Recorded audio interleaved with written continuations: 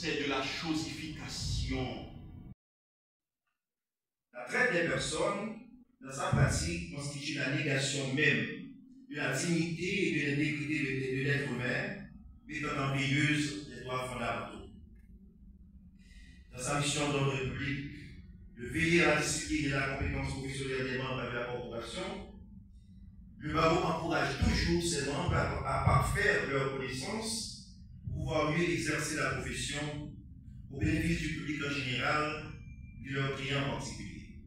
Ainsi, le Comité national où la validation du droit à la vie devient la règle. Pourtant, nous sommes tous conscients que la dignité humaine constitue un patrimoine commun de l'humanité. C'est ce que nous avons tous en partage. Le barreau de Port-au-Prince, comme un vigile dans sa mission de veiller au respect des droits de l'homme et des droits fondamentaux, tire toujours la sonnette d'alarme comme un lanceur d'alerte dans le but d'attirer l'attention des autorités dont la mission première est de sécuriser les citoyens tant nationaux qu'internationaux sur son territoire. Force est de constater que depuis trop longtemps déjà, les Haïtiens sont livrés à eux-mêmes, au point pour les plus vulnérables, à savoir les enfants des deux sexes.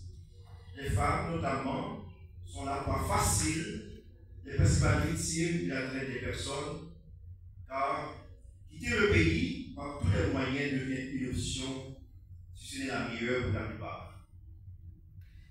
Signer et ratifier des conventions et des internationaux relatives aux droits de l'homme, je révèle un exercice facile, mais l'application de ces instruments juridiques reste un défi pour les États, donc l'État haïtien. Par le décret du 2 septembre 1952, l'État haïtien a ratifié la Convention pour la répression de la traite des êtres humains et l'exploitation de la prostitution d'autrui.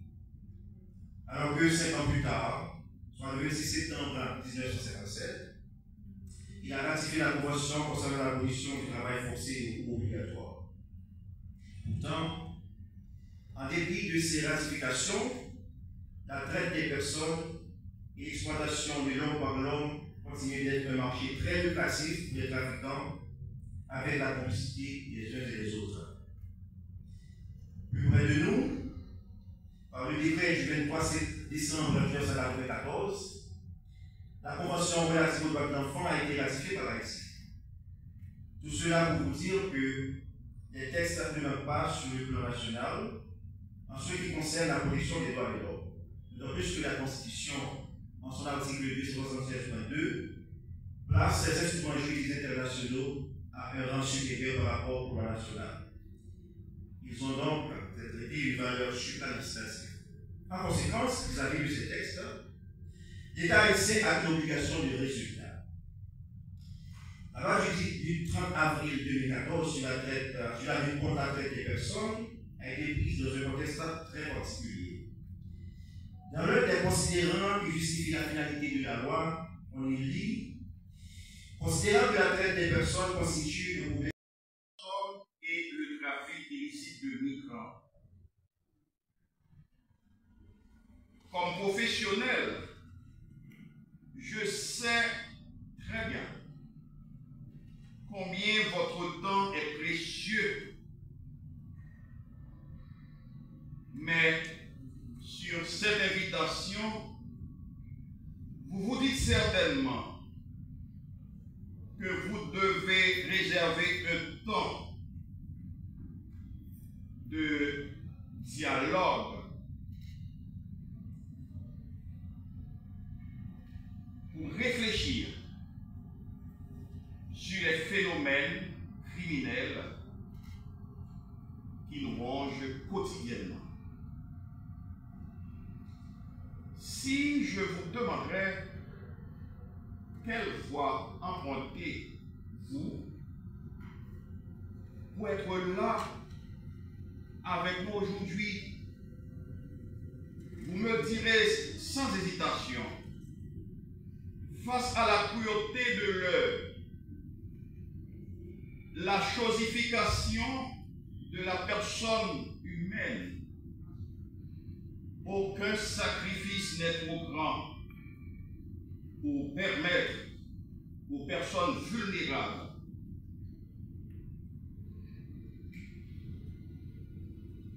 et là je dirais les déplacés internes aujourd'hui à Port-au-Prince, les personnes exposées au phénomène de la traite des personnes, de recouvrer leur liberté fondamentale. Quoi de plus criminel que d'arracher un enfant de 2 mois du sein de sa tendre mère et de la jeter vivant dans un feu ardent, sous le regard affectueux et impuissant de sa maman.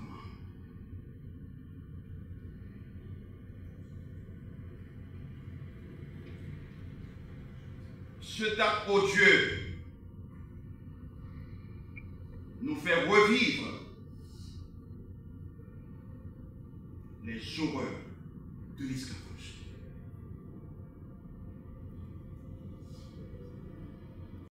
Formation dédiée à des professionnels du droit, du barreau de Port-au-Prince sur la traite des personnes.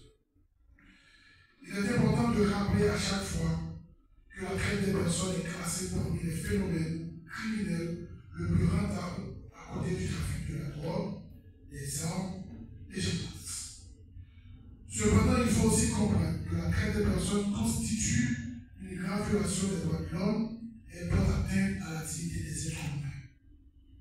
C'est dans ce contexte que l'OPC, en sa qualité d'institution nationale des droits de l'homme, est heureuse de s'associer à l'événement de ce matin visant à matérialiser la volonté d'Haïti à éradiquer ce fléau qui fait des victimes silencieuses quotidiennement. Force est de constater qu'Haïti a franchi des pas significatifs en vue de se conformer aux instruments internationaux relatifs aux droits de l'homme. C'est dans ce contexte que le Comité national de lutte contre la traite des personnes a été institué par la loi du 2 juin 2014, la loi du 3 mai, c'est la loi de l'OPC, et on peut se comprendre. Le comité a été institué par l'adoption de la loi du 3 mai 2 juin 2014. Cet organe interministériel et sectoriel a pour mission de coordonner et de mettre en œuvre les politiques publiques de l'État en cette matière. L'OPC saisit l'occasion pour saluer, féliciter et encourager les membres du CNLDP qui, malgré les difficultés rencontrées dans leur travail, depuis la mise en place de cette structure en décembre 2015, ont pu tenir la lutte en vue de garantir un environnement de protection pour ceux et celles qui seraient susceptibles d'être victimes de ce fléau. Par la voix et celle du protecteur du citoyen, l'OPC s'est adressé ses vœux de succès à cette initiative, initiée par le CNLDP, et espère que les présentations, les échanges, les discussions permettront à tous et à toutes une meilleure compréhension sur la thématique et surtout qu'après cette session, les professionnels du droit, membres du barreau Port-au-Prince seront des apôtres pour gagner nos veines là de tous côtés. Merci beaucoup. L'interprétation aussi, c'est beaucoup de choses. S'il y a problème d'interprétation, il faut mettre en tête, quand il y a problème d'interprétation, c'est que la loi n'est pas claire. Là où la loi est claire, il n'y a pas de problème d'interprétation, on applique la loi directement. Quand il y a problème d'interprétation, c'est autre chose que nous ne pouvons pas développer ici, cette question d'interprétation. C'est le plus souvent qui donne la méthode dans le système de droit. Souvent on confond interprétation stricte à application stricte. Interprétation stricte, ce n'est pas application stricte. Souvent on confond l'interprétation stricte à l'application littérale de la loi. C'est autre chose. la mesure où dans l'interprétation stricte, le juge a la possibilité de créer et d'interpréter la loi. Quand on dit interpréter, cela signifie que le juge a la latitude à une certaine marge de manœuvre pour interpréter la loi.